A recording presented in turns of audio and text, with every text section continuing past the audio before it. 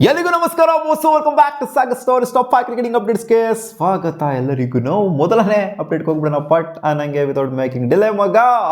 First update, Shubman Gill ಹೊಸ ರೆಕಾರ್ಡ್ನ create ಮಾಡಿದರೆ 2500 ರನ್ಸ್ನ ಇವತ್ತು ಕ್ರಿಯೇಟ್ ಮಾಡಿದ್ದಾರೆ. ODI ಫಾರ್ಮೇಟಲ್ಲಿ ಫಾಸ್ಟೆಸ್ಟ್ ಪ್ಲೇಯರ್ ಆಗ್ತಾರೆ ಇನ್ ODI ಹಿಸ್ಟ್ರಿ ಆಫ್ಟರ್ ಹಶೀಮ್ ಅಮ್ಲಾ ಅಂತ ಹೇಳ್ತಿದ್ದೆ. ಅವ್ರು ತೊಗೊಂಡಿದ್ದು 50+ ಇನ್ನಿಂಗ್ಸೇ, ಬಟ್ ಇವರು 50 ಇನ್ನಿಂಗ್ಸಲ್ಲೇ ಕಂಪ್ಲೀಟ್ ಮಾಡಿದರೆ 2500 ರನ್ನ ಆ್ಯಂಡ್ ಇವತ್ತು 100 ಕೂಡ ಕಂಪ್ಲೀಟ್ ಮಾಡಿದ್ದಾರೆ just at the age of 25 years. So ಇವರು ಈ ಥರ ಒಂದು ಸ್ಟ್ಯಾಟ್ಸ್ನ ಮೇಂಟೈನ್ ಮಾಡಿದ್ದಾರೆ ಅಂತಂದರೆ ಇನ್ನು ಇವರ ಫ್ಯೂಚರ್ ಸಿಕ್ಕಾಪಟ್ಟೆ ಬ್ರೈಟ್ ಆಗಿರೋದು ಯಾಕೋ ಡೌಟ್ ಕಾಣಿಸ್ತಿಲ್ಲ. 7ನೇ ಸೆಂಚುರಿ ಆಲ್ರೆಡಿ ಬಂದಿದೆ, 5ನೇ ಸೆಂಚುರಿ ಇಂಡಿಯಾದಲ್ಲಿ. ಸೊ ಫ್ಯೂಚರ್ ಸಿಕ್ಕಾಪಟ್ಟೆ ಇದೆ ಅಂತ ಕಾಣಿಸ್ತಿದೆ ಶುಭ್ಮನ್ ಗಿಲ್ ಅವ್ರದ್ದು. ನೋಡೋಣ ಅದು ಎಲ್ಲಿವರೆಗೂ ತೊಗೊಂಡೋಗಿ ಎಂಡ್ ಮಾಡ್ತಾರೆ ಅವರ ಕೆರಿಯರ್ನ ಅಂತ. ಅಪ್ಡೇಟ್ ನಂಬರ್ 2, ರಿಯಾನ್ ಪರಾಗ್ ಒಂದು ಸ್ಟೇಟ್ಮೆಂಟ್ ಹಾಕೊಂಡಿದ್ದಾರೆ ಮಗ, ರಿಲೇಟೆಡ್ ಟು ಅವರ ಒಂದು ವೈರಲ್ ಮೀಮ್ಸ್ಗಳೆಲ್ಲ ಏನು ಆಗ್ತಾ ಇತ್ತು, ಅದೇ ಅನನ್ಯ ಪಾಂಡೆ ಆರ್ಟ್ ಅಂತ ಅವರು ಸರ್ಚ್ ಮಾಡೋದು. ಅವ್ರ ಲೈವ್ ಸ್ಟ್ರೀಮಿಗೆ ಬಂದಿರ್ತಾರೆ ಯೂಟ್ಯೂಬ್ ಚಾನಲಲ್ಲಿ. ಆ ಟೈಮಲ್ಲಿ ಯೂಟ್ಯೂಬಲ್ಲಿ ಏನೋ ಸರ್ಚ್ ಮಾಡೋದಕ್ಕೆ ಅಂತ ಹೋಗ್ತಾರೆ, ಅಲ್ಲಿ ಸರ್ಚ್ ಬಾರಲ್ಲಿ ಬಂದಿರುತ್ತೆ ಏನು ರೀಸೆಂಟ್ ಸರ್ಚ್ ಮಾಡಿರ್ತಾರೋ. ಸೊ ಅನನ್ಯ ಪಾಂಡೆ ಆಟೋ, ಆ ಆಟೋ ಈ ಆಟೋ ಬೇಕು ನನಗೆ ಹುಡುಗಿರ್ದು ಅದು ಇದು ಅಂತ ಅಂದರೆ ಗೊತ್ತಾನೆ ಏನೇನು ಸರ್ಚ್ ಮಾಡ್ತಾರೆ ಹುಡುಗರು ಅಂತ. ಏನೋ ಅವ್ರು ಅಪ್ಡೇಟ್ ಮಾಡಿರೋಂತೆಲ್ಲ ನಿಮ್ಮ ಫೋನ್ ತೆಗೆದು ನೋಡ್ರೆ ಎಲ್ಲರೂ ನಿಮ್ಮ ಫೋನಲ್ಲೂ ಬಂದಿರ್ತಾ ಇದೆ.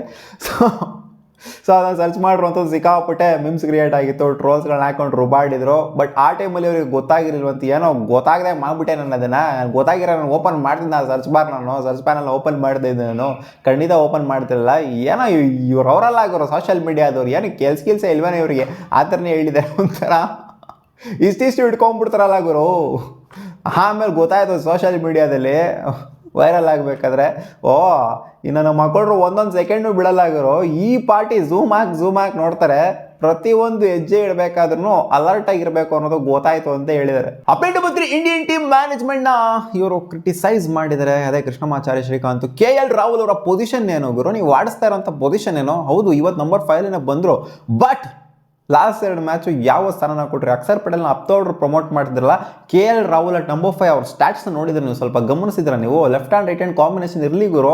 ಇವ್ರು 30s 40s ಹೊಡಿತಾ ಇದ್ದಾರೆ, ಓಕೆ. ಅಕ್ಷರ್ ಪಟೇಲ್ ಬಂದ್ಬಿಟ್ಟು ಚೆನ್ನಾಗೇ ಆಡಿದ್ರೆ, ಅವ್ರು ಡಬ್ಬ ಹತ್ರ ಆಡದೇ ಇಲ್ಲ, okay. But KL Rahul proven ಆಗಿರುವಂಥ ಪ್ಲೇಯರ್ನ ನೀನು ಕೆಳಗಡೆ ಇಡ್ತಾ ಇದೆ ಅಂತಂದರೆ, ಜೆನ್ಯೂನ್ ಬ್ಯಾಟರ್ನ ನೀನು ಆಲ್ರೌಂಡ್ನ ಆಡ್ಸೋದಕ್ಕಿಂತ ಜೆನ್ಯೂನ್ ಬ್ಯಾಟರ್ನ ನೀನು ಕೆಳಗಡೆ ಇಡ್ತಾ ಇದೆಯಾ ಅಂತಂದರೆ ಅವರ ಗೌರವಕ್ಕೆ ಧಕ್ಕೆ ತಂದಂಗೆ ಅಲ್ವಾ ಇದು. ಏನು ಮಾಡ್ತಾ ಇದ್ದೀರಾ ನೀವು ಅಂತ ಇಂಡಿಯನ್ ಟೀಮ್ ಮ್ಯಾನೇಜ್ಮೆಂಟ್ನ ಕ್ವಶನ್ ಮಾಡಿದ್ದಾರೆ. ಸೊ ಈ ಕ್ವಶನ್ ಮಾಡಿದ್ಕೋ ಏನೋ ಗೊತ್ತಿಲ್ಲ, KL ರಾಹುಲ್ನ ಇವತ್ತು ನಂಬರ್ 5ಗೆ ತಗೊಂಬಂದು ಆಡಿಸ್ತಾ ಇದ್ದಾರೆ. ಸೊ ಸಿಕ್ಕಾಪಟ್ಟೆ ಕ್ರಿಟಿಸಿಸಮ್ ಅಂತೂ ಬಂದಿತ್ತು, ಯಾಕಂದರೆ KL ರಾಹುಲ್ ಆಡುವಂಥ ಸ್ಥಾನ ಅಲ್ಲ, ನಂಬರ್ 7 ಎಲ್ಲ ಕಳಿಸ್ತಾ ಇದ್ರು KL ರಾಹುಲ್ನ. ನಮಗಂತೂ ಸಿಕ್ಕಾಪಟ್ಟೆ ಬೇಜಾರಾಗಿ ಹೋಗ್ಬಿಟ್ಟಿತ್ತು. ಬಟ್ ಇವತ್ತು ಕಳಿಸಿದ್ದಾರೆ, ಇನ್ನು KL ರಾಹುಲ್ ಆಡ್ತಾ ಇದ್ದಾರೆ, ನೋಡೋಣ ಏನಾಗುತ್ತೆ ಅಂತ. ಅಪ್ಡೇಟ್ ನಂಬರ್ 4, ಬೆನ್ ಡೆಕೆಡ್ ಒಂದು ಸ್ಟೇಟ್ಮೆಂಟ್ ಹಾಕಿಟ್ಟಿದ್ರು ಮಗ. ಈ ಮ್ಯಾಚ್ ಏನು ನಡೀತಿದೆ, ಈ ಮ್ಯಾಚ್ನ ಸೋತರೂ ಕೂಡ ನಾವು ಬೇಜಾರು ಮಾಡ್ಕೊಳ್ಳೋದಿಲ್ಲ. ಈ ಸೀರೀಸ್ನ ನಾವು 3-0 ಇಂದ ಸೋತರೂ ಬೇಜಾರಾಗೋದಿಲ್ಲ ನಮಗೆ. ಚಾಂಪಿಯನ್ಸ್ ಟ್ರೋಫಿಲಿ ನಾವೇನಾದರೂ ಇಂಡಿಯಾ ಹೊಡೆದ್ವಿ ಅಂತ ಇಟ್ಕೊಳ್ಳಿ, ಫೈನಲಲ್ಲೋ ಅಥವಾ ಸೆಮಿಫೈನಲ್ಲೋ ಎಲ್ಲೋ ಒಂದು ಕಡೆ ಬಂದ್ಬಿಟ್ಟು ಹೊಡೆದ್ವಿ ಅಂತ ಅನ್ಕೊಳ್ಳಿ, ಅವಾಗ ಅವನ ಅಜ್ಜಿ ಇದೆಯಲ್ಲ ಆ ಕಿಕ್ಕು, ಆ ಕಿಕ್ಕೇ ಸಪ್ರೇಟ್ ಹೋಗೋರು. ಈ ಸೀರೀಸಲ್ಲಿ ಕೊಡೋ ಕಿಕ್ಕೆಲ್ಲ ಬರಲ್ಲ, ಚಾಂಪಿಯನ್ಸ್ ಟ್ರೋಫಿಯಲ್ಲಿ ಹೊಡೆದ್ವಿ ಅಂತಂದರೆ ಆವಾಗ ಬರುತ್ತೆ ನೋಡಿ ಕಿಕ್ಕು ಅಂತ ಹೇಳಿದ್ದಾರೆ. ಬಟ್ ಸೋತೋಗ್ಬಿಟ್ಟಿದ್ದಾರಲ್ಲ ಸೀರೀಸು, ಏನೋ ಫ್ರಸ್ಟ್ರೇಷನಲ್ಲಿ ಮಾತಾಡ್ತಾರೆ.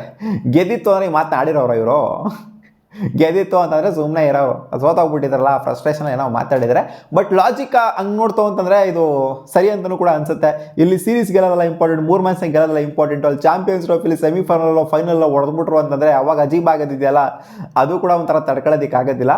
ಅಲ್ಲೂ ಕೂಡ ಅಲರ್ಟಾಗಿ ಇರಬೇಕು ನಮ್ಮ Indian team. Update number 5, Dubai ಸ್ಟೇಡಿಯಮಲ್ಲಿ ಆಗ್ತಿದೆ ಚಾಂಪಿಯನ್ಸ್ ಟ್ರೋಫಿ. ನಮ್ಮ ಇಂಡಿಯಾದು ಎಲ್ಲ ಮ್ಯಾಚನ್ನು ಕೂಡ ದುಬೈ ಸ್ಟೇಡಿಯಮಲ್ಲೇ ಆಗ್ತಿದೆ. ಈ ದುಬೈ ಸ್ಟೇಡಿಯಂನ ಸ್ಟ್ಯಾಟ್ಸ್ನ ನೋಡ್ತು ಅಂತಂದರೆ ನಮ್ಮ ಮಗ ರೀಸೆಂಟಾಗಿ ಆಗಿರುವಂಥ IL T20 ಲೀಗಲ್ಲಿ ಮೆಜಾರಿಟಿ ಆಫ್ ದ ವಿಕೆಟ್ಸ್ನ ಎತ್ತಿರೋದು ಸ್ಪಿನ್ನರ್ಸ್ ಅಲ್ಲ, ಮೆಜಾರಿಟಿ ಆಫ್ ದ ವಿಕೆಟ್ಸ್ಗಳನ್ನ ಎತ್ತಿರೋದು pacers, raw pacers. Top 3 top 4 ಎಲ್ಲ ನೋಡ್ತು ಅಂದರೆ ಪೇಸಸ್ಸೇನೇ ಇರೋದು ಈ ಸ್ಟೇಡಿಯಮಲ್ಲೆಲ್ಲ ಆಯಿತು ಅಂತ ಅಂದಾಗ ಮ್ಯಾಚ್ಗಳು.